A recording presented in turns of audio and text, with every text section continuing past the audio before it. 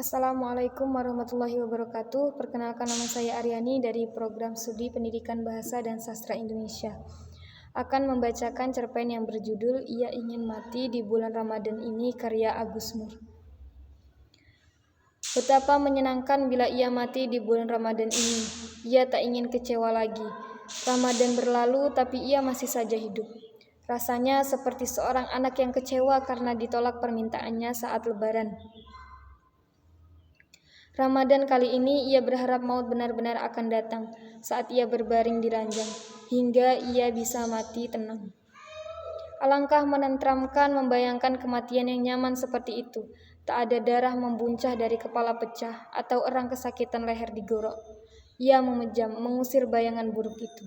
Bayangan kematian penuh darah. Ia bisa mencium bau amis darah itu, seperti lengket di hidungnya. Segera ia mandi keramas, menyisir rambut dan memotong kuku sembari bersiul-siul kecil. Rasanya segar mendapati suasana yang sudah serba bersih, rapi dan wangi. Tak ada lagi serakan puntung rokok atau tumpukan pakaian kotor mengonggok di pojok. Setiap menjelang Ramadan, ia selalu membersihkan kamar kontrakannya. Saat Ramadan kemarin, ia malah mengecat ulang dinding-dindingnya. Dan tadi ia sudah menjemur kasur bantal lembab apak berjamur, melipat selimut, merapikan pakaian, menyemprotkan pewangi ruangan. Ia lakukan itu setiap kali menyambut Ramadan, seakan ia menyiapkan upacara kecil menyambut kematian. Ia berdiri di ambang pintu memandang langit siang yang terang, sembari terus bersiul-siul ringan. Beberapa tetangga yang tengah duduk menggerombol memandang ke arah laki-laki yang bersiul-siul itu. Dan segera saling bisik. Anak-anak yang sedang bermain seketika berhenti, mengerut menatap laki-laki itu langsung. Seorang perempuan tergopoh menarik anak-anak itu menjauh. Kemunculan laki-laki itu selalu menimbulkan ketidaknyamanan. Ia jarang berada di kamarnya, seperti selalu menghilang, berhari-hari, kadang berbulan-bulan. Bila pulang, ia mendekam dalam kamarnya yang selalu tertutup. Sesekali beberapa tetangga melihatnya keluar tengah malam, bergegas memakai jaket kulit hitam, menenteng koper besar seperti kotak tempat menyimpan gitar. Ada yang bilang ia seorang pemusik yang main di sebuah bar. Entahlah, sebab banyak yang sering melihatnya duduk-duduk menenggak tua di pelacuran bawah jembatan. Mungkin ia perampok, lihat saja tampang seramnya. Tato di lengan kanan, parut luka seputar pundak seperti bekas bacokan. Tapi ada yang pernah melihatnya jualan es cendol saat ada demonstrasi menentang kenaikan harga BBM. Matanya jelalatan seperti mengawasi. Mungkin intel. Dan seseorang yang sering ikut demonstrasi bayaran beberapa kali melihat laki-laki itu ikut teriak-teriak menuntut pembebasan mantan menteri yang didakwa korupsi. Tetangga yang jadi tukang ojek pernah secara tak sengaja berpapasan dengannya. Rapi berdasi mirip sales obat kuat. Para tetangga penasaran menyimpan dugaan. Sikapnya yang dingin membuat para penghuni rumah petak tak pernah berani bertanya. Ia seperti tak mau dikenali, menutup diri, misterius, aneh.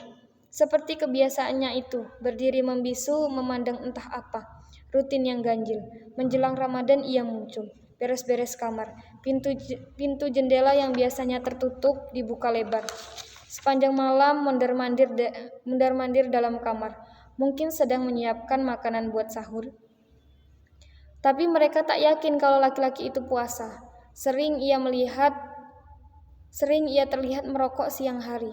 Tiap sore ia keluar, bukan ke masjid mendengar pengajian dan buka puasa bersama, tapi pergi ke kuburan. Ini yang membuat Kian penasaran, sampai kemudian beberapa orang tahu. Laki-laki itu ternyata sudah membeli kapling kuburan buat dirinya. Juru kunci bercerita betapa ia sering melihat laki-laki itu mencabuti rumput, menyapu, atau berdiri termangu memandangi kapling makam itu, seperti seorang yang tengah menziarahi kuburan sendiri, dan orang-orang merinding mendengarnya. Para tetangga jadi gelisah, barangkali ia dukun. Bisa-bisa ia mencabuli gadis-gadis di sini. Atau ia lagi menyempurnakan ilmu hitam. Kuduk mereka meremang. Sering mereka mendengar erang panjang dari kamar laki-laki itu. Mayat-mayat yang melepuh gosong terbakar itu muncul dari liang kelam, seperti iblis yang marah karena diusir dari neraka. Mereka mendengis-bengis, mengepungnya. Kulit wajah mayat-mayat itu meleleh, seperti lilin panas mencair. Ia mengerang, mengenali beberapa wajah remuk rusak itu. Wajah-wajah orang yang pernah dibunuhnya. Wajah mahasiswa yang ketakutan ketika ia pelan-pelan mengerat ibu jarinya. Wajah pucat perempuan simpanan yang lehernya ia sayat. Wajah tirus gadis kecil berpita merah yang seketika bersimbah darah ketika ia membantai keluarganya. Wajah-wajah yang membuatnya mengerang panjang. Ia tergeragap bangun, mimpi terkutuk, mimpi yang membuatnya ingin mati dengan tenang di bulan Ramadan. Meski ia tahu, seperti seorang pembunuh bayaran, ia bisa saja menghadapi kematian yang paling buruk. Mungkin seorang pembunuh bayaran lain pada suatu malam akan menyergapnya, dan ia meronta melawan tapi tak berdaya. Ia terkapar, memandang pembunuh itu berdiri menyeringai menikmati saat-saat paling mengasyikkan ketika seorang korban menjelang mati pelan-pelan. Ia pun suka menikmati saat-saat seperti itu. Itulah kenapa ia paling suka membunuh pakai pisau belati. Membuatnya bisa lebih dekat dengan wajah sekarat orang yang mesti dihabisinya. Ada kenikmatan yang membius setiap kali menyaksikan urat-urat di leher korban pelan-pelan berubah menjadi lebih lembut kehijauan, seperti menyaksikan kematian mengucup pelan-pelan.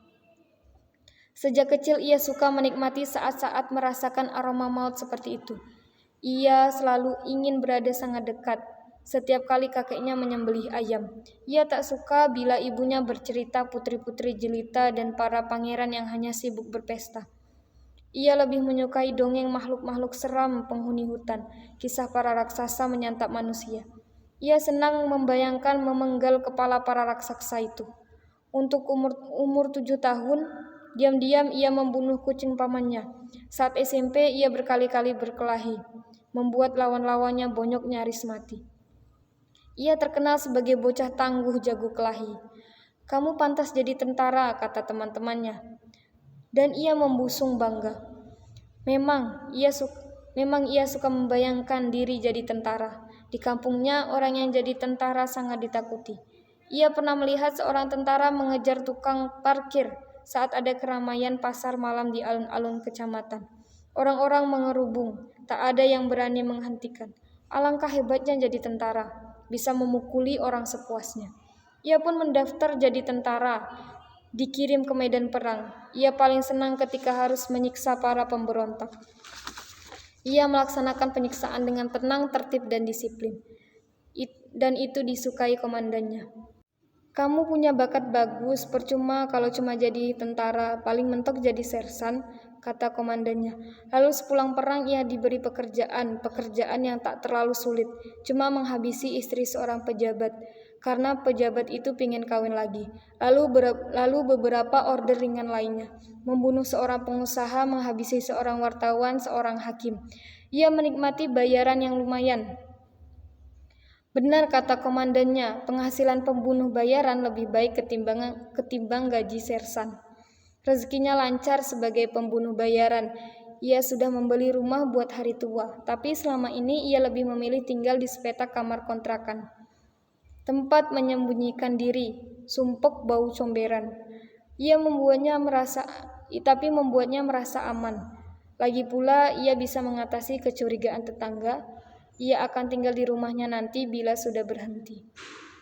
Selalu ia mengangankan usia tua yang tenang. Ia kenal beberapa mantan pembunuh bayaran yang menderita di masa tuanya.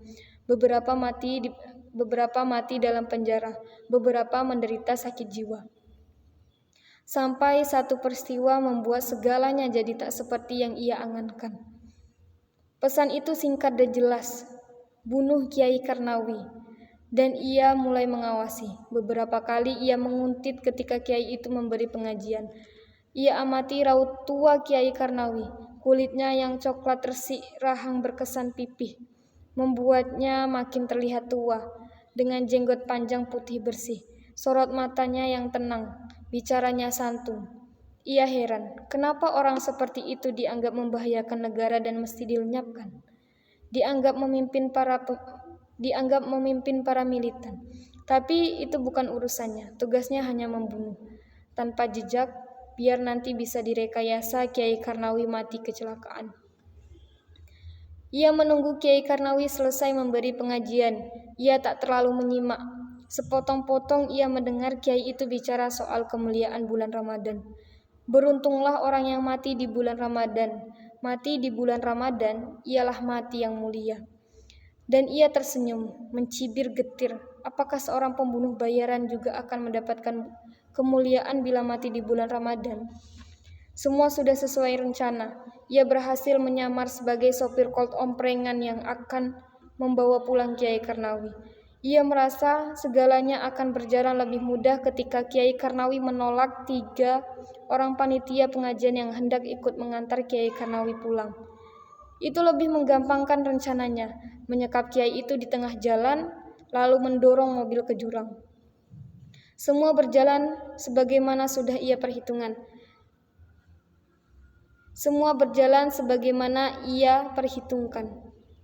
Sampai Kiai Karnawi kemudian bicara tenang.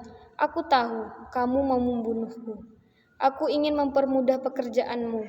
Karena itulah aku tadi tak mau ada orang lain yang ikut mengantar.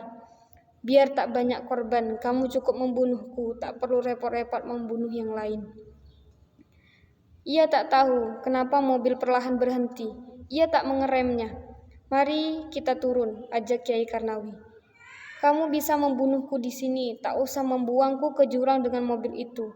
Sayang kan, itu mobil mahal, nanti bisa dipakai ngompreng bila sampean memang berniat pensiun jadi pembunuh bayaran. Baru kali ini ia gemetar. Kiai Karnawi izin untuk sholat terlebih dahulu. Setelah itu kamu bisa membunuhku, tapi tolong yang pelan-pelan. Jangan sampai aku kesakitan ya, hehehe. Kiai Karnawi terkekeh, lalu menggelar sajadah. Ia meraba belati, gemetar tak yakin, lalu meraba pistol yang ia siapkan sebagai cadangan.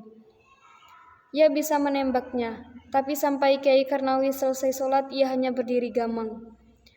Sekarang lakukan tugasmu, mungkin Allah memang memilihku mati di bulan Ramadan. Alhamdulillah, kalau boleh memilih, aku sih inginnya mati dengan cara enak dan nyaman di bulan Ramadan. Gak usah merepotkan sampean. Lalu kembali Kiai Karnawi tertawa ringan. Ia merasa senja meremang. Yang terjadi kemudian lebih serupa bayang-bayang suram.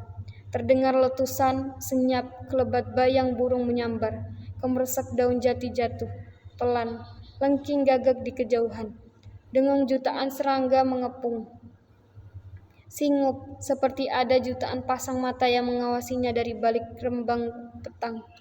Jutaan pasang mata yang sejak itu terus mengintainya, berpasang-pasang mata yang mengintainya, yang mengingatkan pada orang-orang yang telah dibunuhnya, dan kini memburu kematiannya.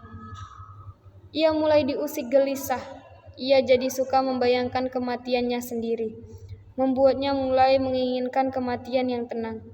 Kematian di bulan Ramadan, rasanya tak ada yang lebih membahagiakan kecuali mati di bulan Ramadan.